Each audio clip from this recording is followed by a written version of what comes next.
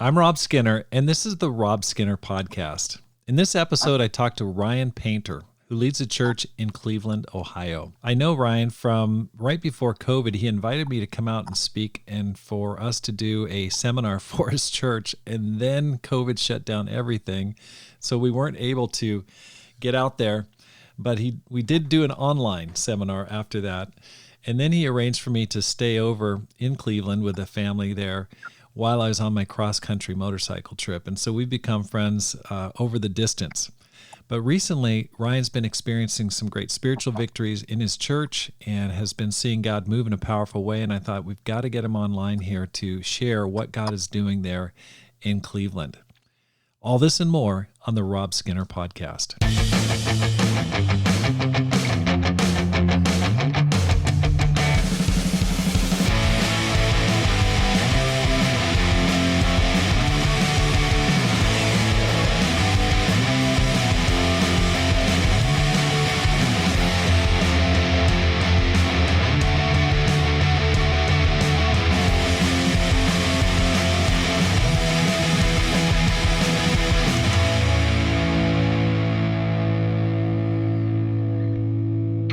Welcome back to the Rob Skinner Podcast. My goal is to inspire you to live a no-regrets life, make this life count, and multiply disciples, leaders, and churches. Today, I'm excited to have ryanapainter on the program, and Ryan is here in the studio, and I look forward to talking to him. Ryan, we got to know each other right before COVID. He had invited me to come out and speak to his church in Cleveland, and that was an awesome. I was really thankful, but then what happened was COVID hit and he called me and said, hey, everything's shut down. We can't meet. I don't want to do this, but we're going to have to cancel your trip out there. And I totally understood. A lot of things got shut down at the same time. I ended up doing a seminar online for him, which was fun. It was great also. But I think the thing that was really nice is I feel like he's just a great-hearted person, a great-hearted minister. And today he's going to share about the good things that God is doing in his church and growing it. And he came to the Small Church Leadership Conference in Dallas, and we got to meet in person there, which was awesome. So, Ryan, welcome to the program. Great to be here, Rob. Well, Ryan, how did you become a Christian? I was a junior at the Ohio State University in the 90s guy. And so I was at college at Ohio State and just kind of living my total worldly life, and some things that had happened. And I started thinking more and more about God, maybe my sophomore year and definitely my junior year. And I was going through, I basically was kind of like a lost little puppy in life. I was going through a lot of different things where it's kind of hard to explain, but I had this big time like party in life type thing going on. But I was also dealing with, behind the scenes, a major kind of just anxiety disorder. And back in the 90s, that was not something that was very talked about or recognizable. And so I was struggling specifically with like panic attacks and things like that. And I was just really unhappy in life. I didn't know where my spot was. I didn't know who I was. I wanted desperately to be the party guy. That was my whole identity in high school and college. But the anxiety stuff, I was almost like afraid to continue down that path. And I started thinking about God. And next thing you know, I'm in a Methodist church and just kind of doing my thing and feeling really good. Like, hey, I'm a college kid who goes to church. Like I'm cranking with the Lord. Nothing else in my life was godly or spiritual. But my junior year, I was at a real low point and had really cried out to God and said, I don't know what to do. At that point, I had said, I just can't go drinking anymore. But I remember specifically praying, I don't know what else to do. This is like my whole life. This is my whole everything. I need help. If I'm going to quit this, I need help. And I went back to college. That was over like a winter break. And I went back to college. And sure enough, I got invited out to church and met right there on campus. And I was like, all right, let's try this. And I went and I absolutely loved it. And it was a mission team. So it was one of our church plantings to Columbus, Ohio. They had just started it late 1996. And I just saw the church grow and grow and grow. I was stubborn as can be.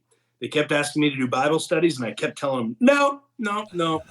And I really, what I was looking for, Rob, is I felt like I had found this gem, but it was perfect. Like, I now had spiritual friends and I felt godly, but I was also totally still in the world. And eventually I studied the Bible and realized, no, this is not going to work. I need to pick. And it took me a bit, but I chose correctly and I became a disciple. So you became a disciple that junior year, shortly after my junior year. Yeah. It's crazy you mentioned that. That's exactly when I became a Christian. My junior year, I'd been partying hard for the first couple of years, but at that point I'm like, oh, this is not the road I want to go down. And, talking about Ohio State, I've interviewed some people who were at Ohio State. Ron Drabo, wasn't he there? Yeah, that was a little before my time. Yeah. Okay, so Ohio State's got this cool history with the Church of Christ. So it must have been kind of started and then restarted or something like that. I guess I don't want to get too far off into the weeds, but it's definitely got a good tradition. It does. It absolutely does. But it was 1996, and we were part of kind of the Chicago family of churches at that point. And so they said, let's start our own mission team. And so a lot of the people that had been around, they immediately started coming around, Got it. So from that kind of 70s group, it was really awesome. That's really cool. Now, how did you meet your wife, Kareen? Okay. So once I was in, I was all in. And well, I mean, that's a disciple, right? You got to be all in. And so, but I got very, very, I was a pretty passionate guy. And once I'd made my mind up and overcome my obstacles, I was dialed in. And so I graduated maybe about a year and a half later, and minister asked me if I would go into the ministry. I said, sure, that sounds fun. I had a computer science degree. I'm like, ministry. That was a fun talk with the parents. But oh my gosh. So I was the campus minister at Ohio State for maybe about one semester. I had no clue what I was doing. Right. But then there was a kind of a reshuffling. And so they, the minister and his wife, Thomas Sidney Caswell, they moved up to Cleveland, Ohio. Got it. And brought me along with them. And I loved Ohio State. But if you know me, I am a Cleveland guy. I was born, raised, I'm Cleveland. And so I'm like, we're moving to Cleveland? Like, okay, let's do that. And it was that first year that we were there. The church had this awesome, it was 1999, had this great year. And during that year, my wife, who was working downtown, was reached out to. And she studied the Bible and became a disciple. And back in those days, man, we didn't mess around. It was like maybe 3 or 4 months later after she was baptized, she came on the full-time ministry staff and we began working together. And I felt like I hit the jackpot. And so we started working in the campus ministry together. And and kind of the rest is history. So we spent another about 1.5 years in Cleveland, started dating, got married, literally went on a honeymoon, and then it was off to Toledo, Ohio to start a mission team and start the church in Toledo, Ohio. Wow. And so it was a whirlwind. Like my first 4 years as a disciple, it was unbelievable, like how fast everything went. I went from pagan to church leader, church planting leader, you know what I mean? I love it. In a very short period of time. Yeah. So remember. Okay, so baptized in 96, married what year? Married in 2001. 2001. When? Okay. Baptized 97. So, okay, baptized 97. Okay, so then what year? Okay, give me an overview of your ministry career since that time, and where have you been? Tell me a little bit about your ministry journey. Sure thing. Yeah. So in 2001, we went to start the church in Toledo, Ohio, and it was awesome. We spent 10 years in Toledo. Toledo, I love me some Toledo. I'm a Northern Ohio guy.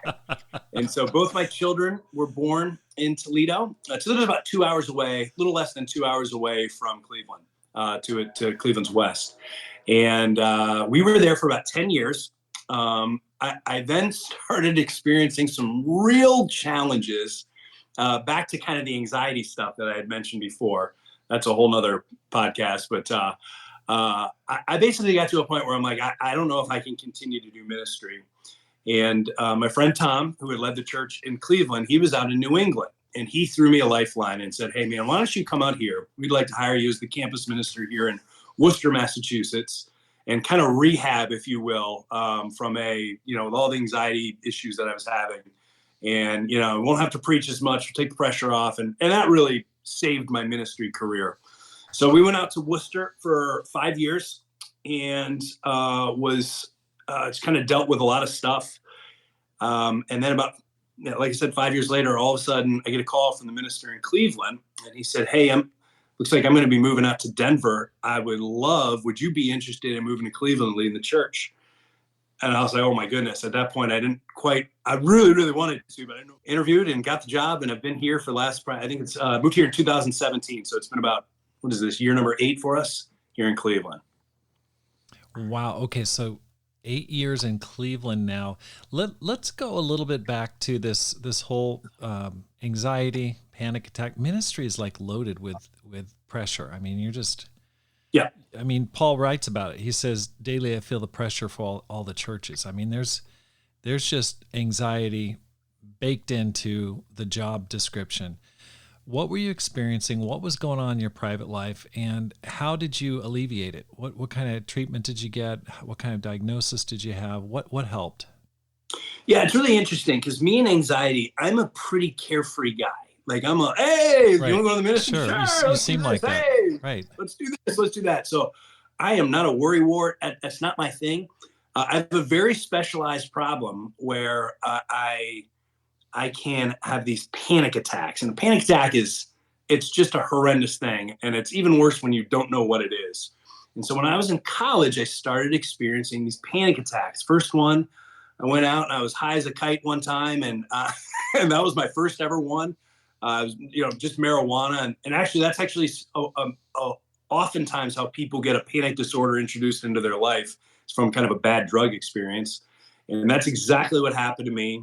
And then anytime I touched drugs after that, I would immediately go into this state of just terror. I don't even know how to explain it. Terror would be the right word. Like, it's not like, oh, I'm nervous. It was, I feel like I'm going to die. And then what started happening, Rob, is I started having those when I was sober. And I got real scared. Ended up dropping out of school. And it was weird because like no one could diagnose it.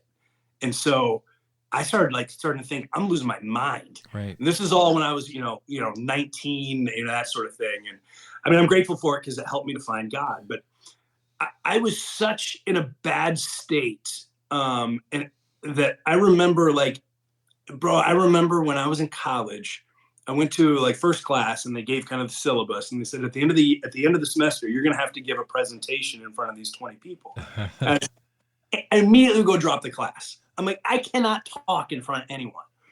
And so when I became a disciple, it was gone. I just felt like I was totally healed from it and I was good to go.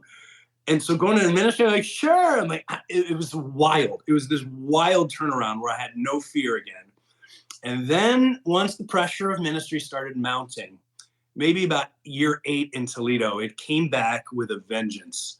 And I got I got to a point where I just couldn't preach. I couldn't get up in front of people without having kind of like a heavy sedative. And I know this all sounds really, really strange, but, and that's when I went to Worcester and Tom's like, no, we're going to work with you. And went and did a ton of therapy. I've tried all kinds of different things. And, I would say I've got it to a very manageable state. I'm not free of it by any stretch of the imagination.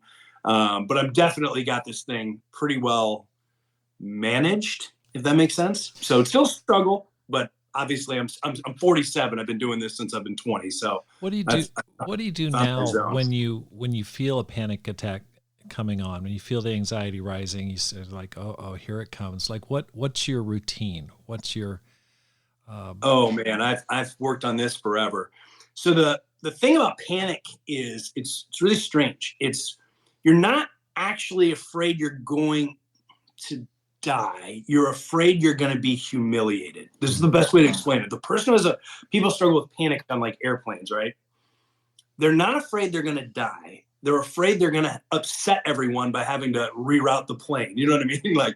It's kind of this weird thing. And so public speaking it's like, it's rough. It's like, oh, I'm up there, and people start to panic, bro, when they feel like there's no escape, right? So when you're on an airplane, there's no escape. When people are in a car, there's no escape. Right. Yeah, get up in front of a crowd of people, and there's an expectation of 35 minutes that you're going to be speaking. And in the first minute, you just feel like I'm dying. It becomes challenging. So the thing that works for me is this is going to sound really funny. I've become a bit of a prop preacher, and Jesus was a prop preacher. I need things to get the attention off of me. So if you tell me that I have to get up and I only have to go for 5 minutes, I can do it. Right. But if you tell me I got to do 35 minutes and I'm feeling like death, I can't do it. And so, but if I know in 5 minutes from now, I got a way out of here. And so what I do is my wife and I go over the sermon, and she is always on the ready that at any moment, and I'll let her know I'm good today, or hey, be ready. She is ready to come up with it. I'm kidding. I'm not. This is my saving grace. I haven't had a panic attack in about a year now. Wow. And this last Sunday was a struggle for me. She was ill and wasn't at church. Oh no. And not having the security of knowing I can get off the stage presents a big I started struggling again. I'm like, oh my gosh. So my wife has really become a huge support, and the brothers in the church know all about it. So but I can be, I'm up and down a lot when okay, so I don't know if that makes sense. When you say you rely on her and you're a prop preacher, what do you mean? Does she get up there and bring you something, or does she get up there and make a comment? Like, what is she doing that helps you when you're facing that? Well, here's the funny thing. She doesn't do anything. She never comes up there because I don't need her to, because I know she's there. It's the moment that I realize. So again, it's this feeling of I'm stuck up here, and there's an expectation and I can't meet it. But early on, I would do a lot of movie clips. Yep. I would have a brother, and you get to know the brothers. You're preaching on patience or something. I'd say, hey, you know what? I would call on Wednesday one of my friends. Bro, you're super good at that. Would you mind sharing a story this Sunday about that? Right. Things like that. So I know in my brain, okay, I can go 5 minutes and I can exit stage left and gather myself if I need to. So I don't know if that makes sense. That's really been the key for me. Because if I have that, I'm good. If I don't have that, I'm in trouble. Okay, so knowing that you have like a distraction or something to divert people's attention to helps you, where you don't feel like you're under the spotlight for the entire time.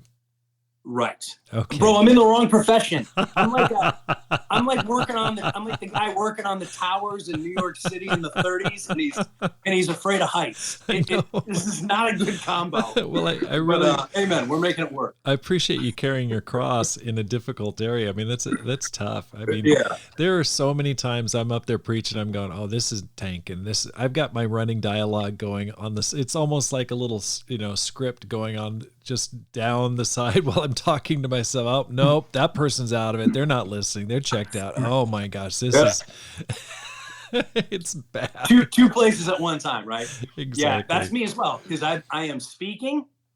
One half of my brain is taking care of the sermon. Right. The other half of my brain is trying to calm myself down. Oh, yeah. So it's like I will stop speaking, and I'm like, I don't even know what I'm talking about right now. Like, all right, let me get back to the notes. So yeah. Oh my gosh. It's scary when those panic. It's funny you mentioned that about drugs. I remember before I became a Christian, I was smoking some pot. I got into it for a short period of time, and I had some bad trips. I mean, I smoked, and I remember one time I was lying on my bed, and I just felt like the blood was rushing from my finger to the other side of my body, and I just was like, I felt like I could hear it just rushing. I mean, I was just like, what is going on? This is so scary. Yeah. And it got to the point where I talked to my mom and I said, Mom, I'm having, kind of some panic attacks. And so I went to the doctor and they wired me up and said, okay, we're going to monitor your body for like a day, And me too. And so they did that. And then the first question the doctor asked me is, they said, have you been using any drugs?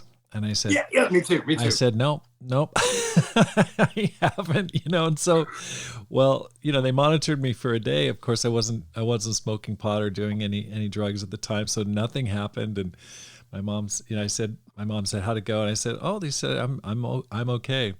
But it cured me. I mean, even before I became a Christian, I'm like, no way, I am not smoking pot anymore. That's so scary. It just, anytime I would do that, my heart would start beating, and then I'd fixate on my heart beating, and I'm like, I'm going to have a heart attack. I mean, it's just scary. So yeah, it's terrifying. And it's funny how panic attacks, like recently I was scuba diving in Belize in January, went down there and took a vacation, and we were down about 95 feet.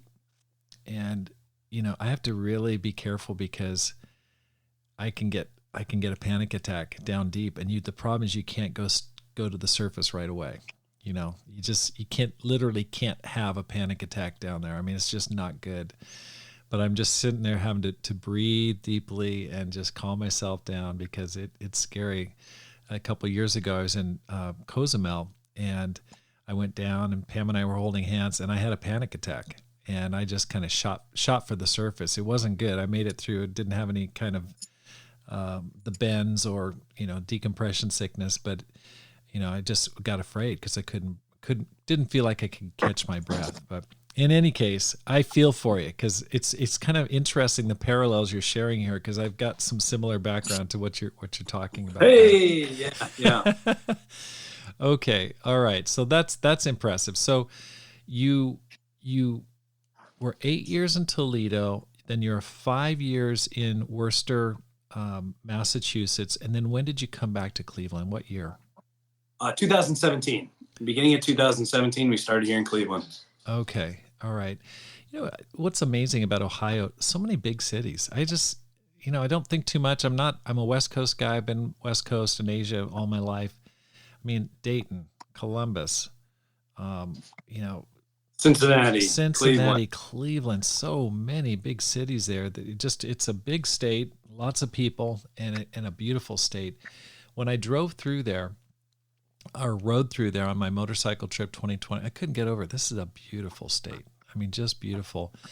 And, Cleveland has kind of a bad rep in some circles, because of the industry and stuff. When I stayed there, I'm like, wow, this is really beautiful. The area we stayed, it was right on Lake Erie, really close to it. And it was gorgeous, just beautiful brick homes. I mean, I was like, wow, I could live here. This is amazing. You should try that. Yeah.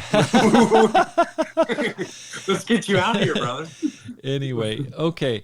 So you in a recent talk, you shared some good news. You emailed me and said, man, we got some really cool things going on. And I just wanted you to share what's been happening there in Cleveland coming out of COVID. I mean, I know our church has taken a hit. I know so many churches have taken a hit. I just like, okay, we need to hear some good news coming out of COVID. What's going on there and what's working? Oh, yeah. We've kind of, the painters have kind of nicknamed this year the year of the Lord's favor. It's not us, that's for sure. But it's been cool. Just feel like massive things have happened in the lives of the painters here that we did not expect, did not see coming. But where to begin? So so on a personal note, one of the things that's been really neat is that my family all relocated to Cleveland. It's under kind of a bad circumstance. My sister-in-law, who's my age, we'll just say is not doing well with her health. And it's not a great situation. And the family knew she is going to need a lot of support. And she is just a wonderful woman, but they were living out in Vail, Colorado. My parents were out in Vail, Colorado. I'm like, there is no way they're ever going to become disciples. Like, this is never going to happen. Right. Like, and next thing you know, my parents had relocated to Florida. And then they said, you know what? We think the family needs to be together. We all want to move. We're all going to move back to Cleveland because I grew up here. Like, it'll be a homecoming. My parents moved up here and bought a home about a mile from us. And then my brother and sister-in-law and their family moved here. And I was like, okay. Wow. Okay. Like, I never expected that to ever happen. And immediately, I'm like, I don't know what this means spiritually. But immediately, right from the get-go, they said, okay, well, we're coming to church. And so my sister-in-law and my parents have been coming to church faithfully since, I mean, this all happened in last fall. So it's been less than a year. But my sister, she's got early onset dementia. And so it's a really sad situation, right? And she's still she's with us right now. Like she's there, but we kind of know what's coming. And she's, there's definitely signs of slippage. But she immediately starts coming to church and she eats it up. She's like, this is the greatest thing ever. Big Catholic family, but she's at our church like, this is the greatest thing. And Rob, she starts asking right away, do you think I need to get baptized? Oh, that was her first question. I was like, that's a great question. We should sit down and talk about that. And so, it's a little bit tricky, with kind of where she is, and her ability to retain things. But we studied the Bible with her in a very kind of simplistic way. And she just got baptized about 2 months ago, which was like, that is so awesome. Holy smokes, this is so cool. So that was just an unbelievable blessing. Wow. So like, and bro, that just came out of nowhere. This was like, there was a conversation maybe early July of, hey, what if we moved to Cleveland? And by mid-August, they both owned homes in Cleveland. Like this did not, so we were just, it's been awesome. So that was incredible. So that's your sister-in-law that you mentioned. That's my sister-in-law. That's my brother's wife. Okay. So, I mean, just the thought leaving, for those who don't live in the country, in the U.S., Vail, Colorado is a super expensive, exclusive ski resort area in the mountains of Colorado. I mean, it's just like, it's one of the most expensive places in the world to live. And then of course, Florida is a big retirement area. To go back to Cleveland, what a shock. You just don't do that. That's the new trend, baby. Everybody should move north when they retire, not south. There you go. That's fantastic. Congratulations. Yeah, that's been like, oh, thank you, God. Like that was absolutely, just stunning. I think from a church perspective, we one of the things that we did, we had kind of a game plan, and the game plan was we'd always talked about wanting to buy a building. Our church has gotten a little bit older, and it's nobody cares when you're 20 if you're bouncing around from community center to high school, gym and cafetorium to whatever. You get a little older, you're like, I'm kind of done with this, right? Setting up the sound, and so, but during COVID, we got. Basically the school that we were meeting for understandably said, we can't have you back. There's just too much uncertainty. We can't be bringing new people in.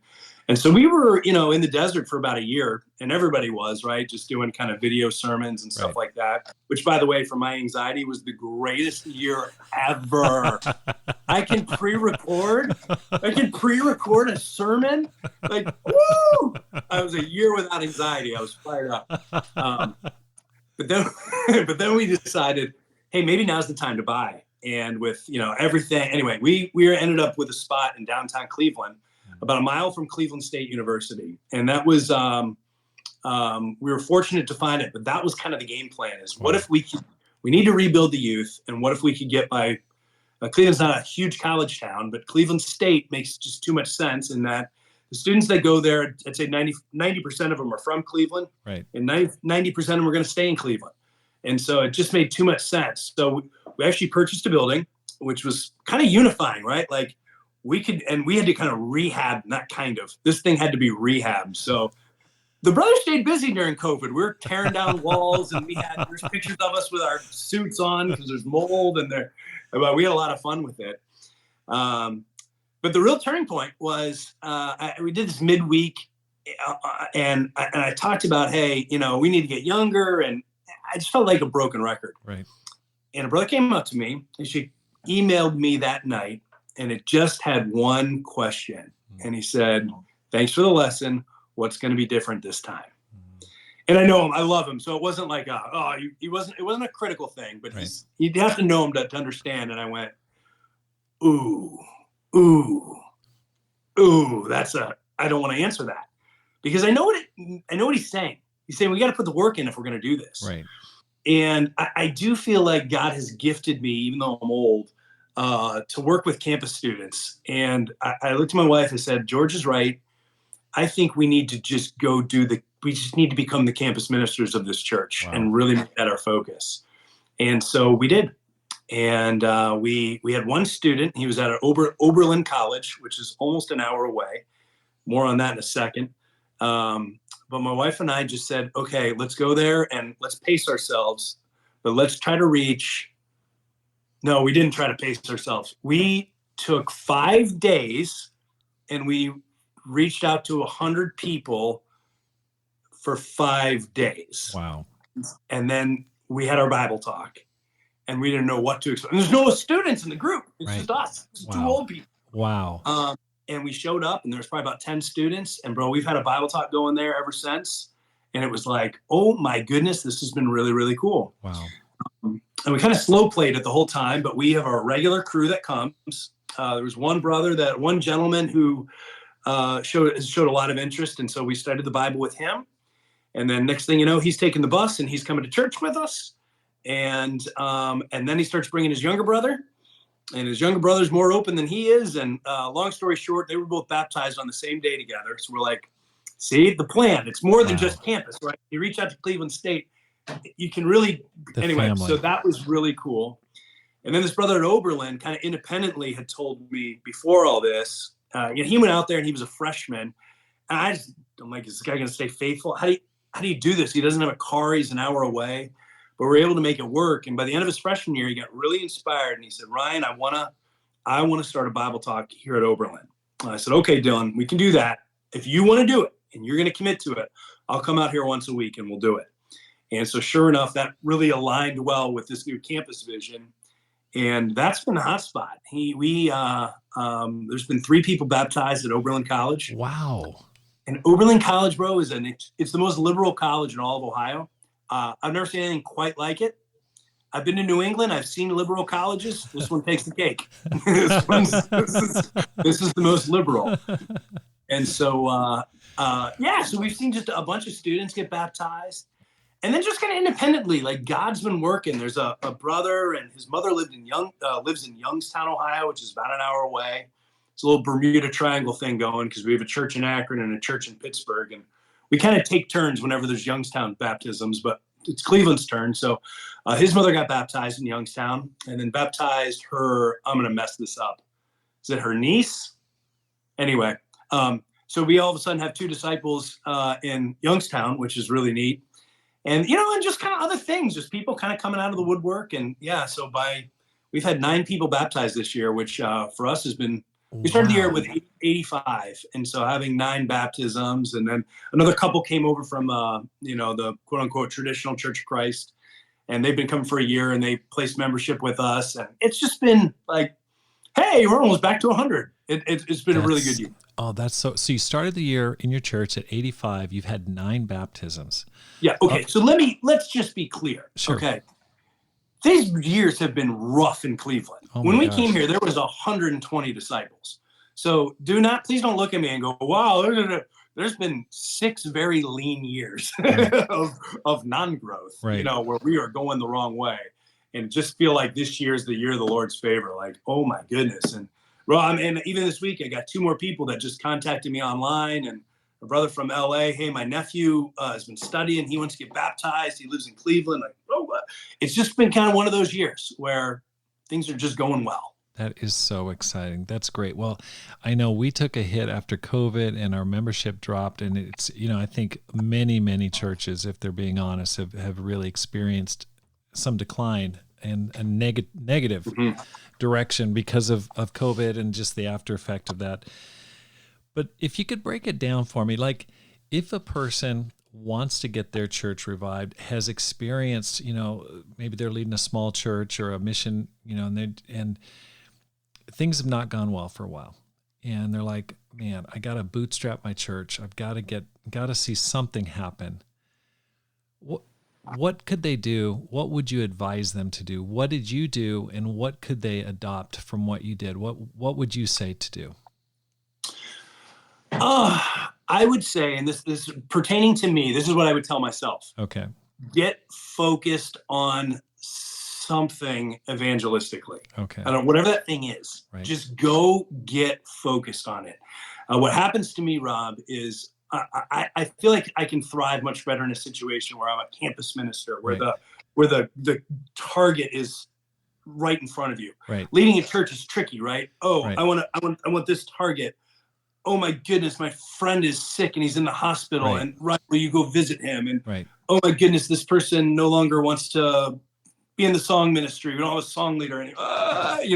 I just get run in a bazillion different directions. And so for me, what was helpful is just saying, this is what I'm going to do. Right. And if everything else isn't awesome, it's okay.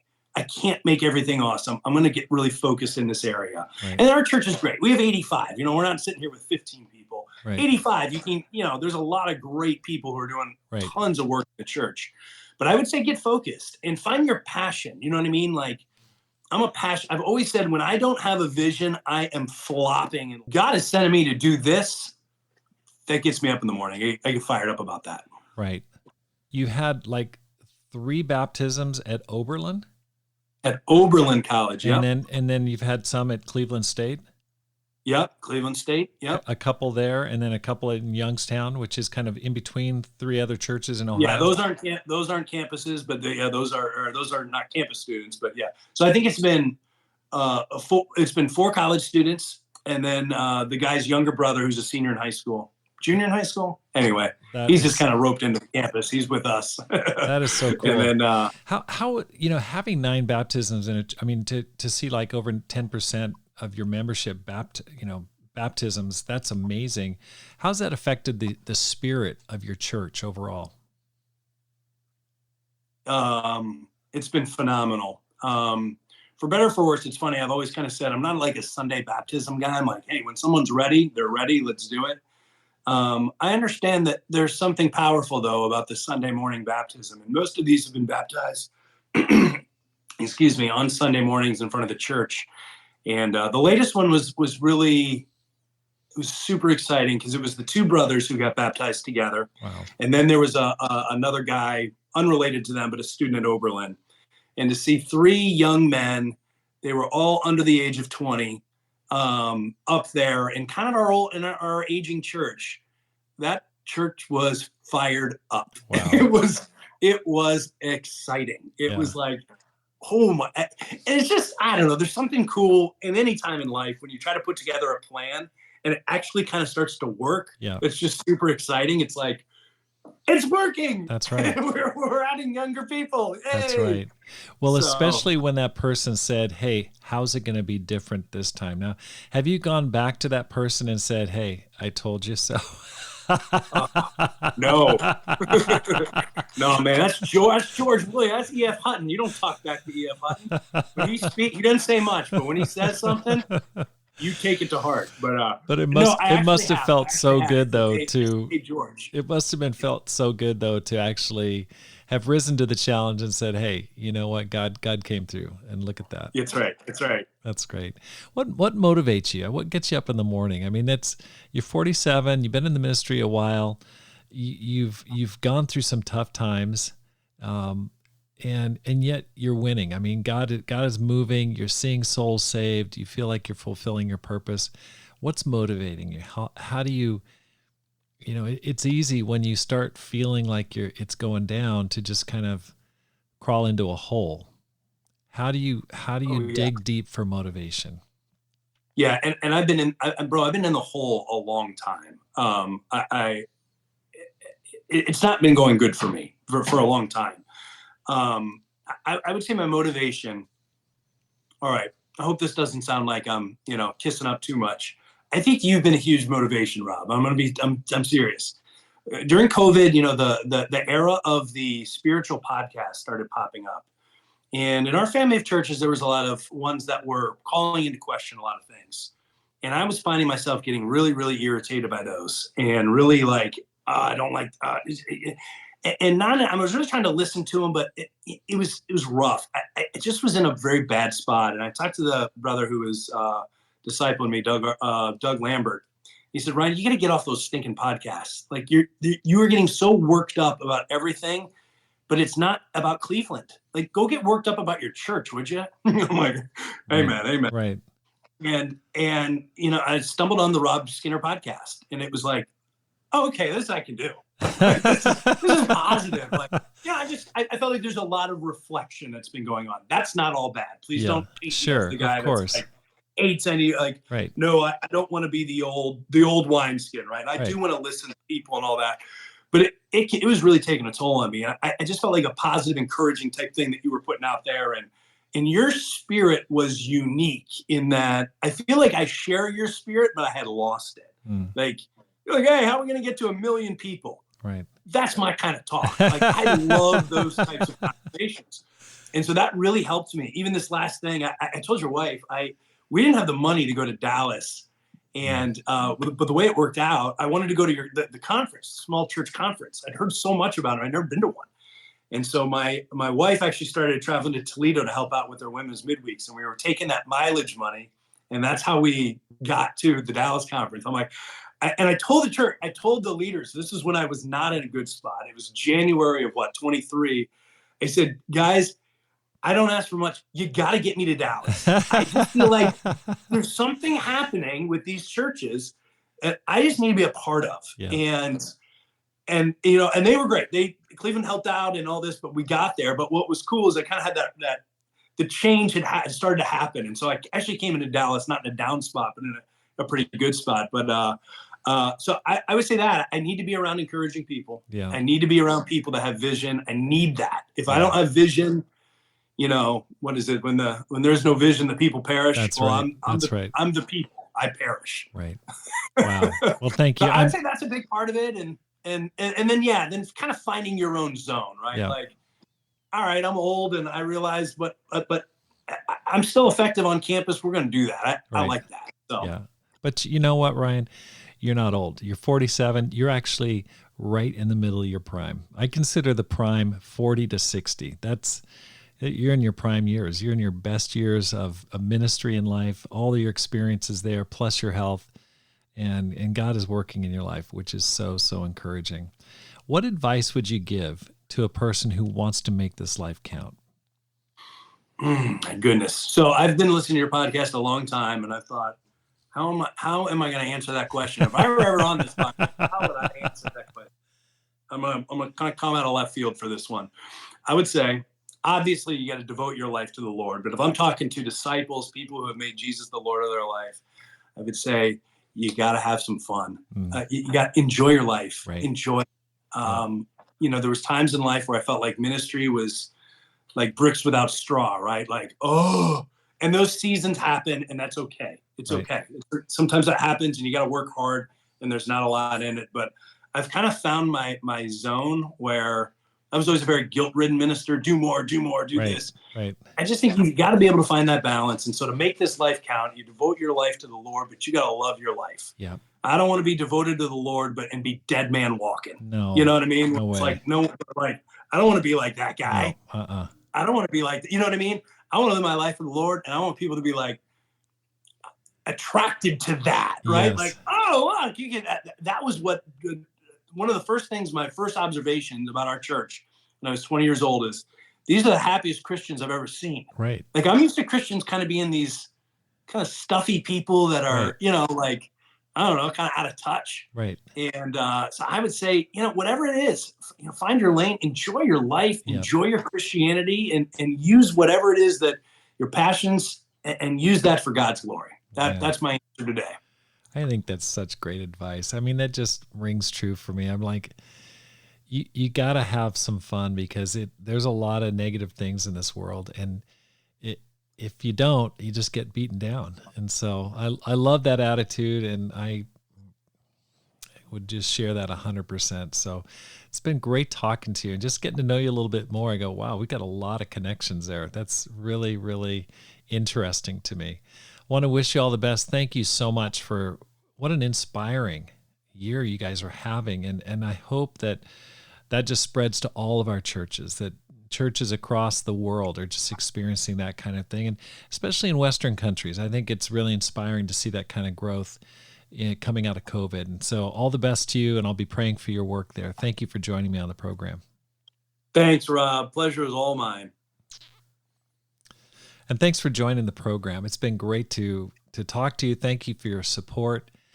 I want to just talk to you about how you can support the program. First of all, hit the subscribe button. Let people know about it. Secondly, read and review one of my books. I've written a couple books. One is How to Plant and Grow a Church. And the second book is called Courage, How to Make This Life Count. Now, this book, Courage, How to Make This Life Count, I wrote, and I actually wrote it so that you can use it in a small group discussion. And I'm actually going to be using it for the first time in my own church this summer. We're going to be using it for discussion. And so it's a very short book, and I share a lot of personal stories in it. And I share primarily from my own personal struggles in overcoming my fear and trying to become a more courageous Christian and person. And so it's got a lot of chapters on how to grow in your courage in the various areas that offer challenges to us in our life, whether it's money, relationships, evangelism. Lots of things demand courage if we're ever going to grow in those areas. So I'll let you know how it goes in our church in our small groups this summer. We're going to be meeting and going through the book. So you can find both those books on Amazon.com, and I hope you'll enjoy them, because my goal is to inspire you to make this life count, to live a no regrets life, and to multiply disciples, leaders, and churches. Have a great day, and make this life count.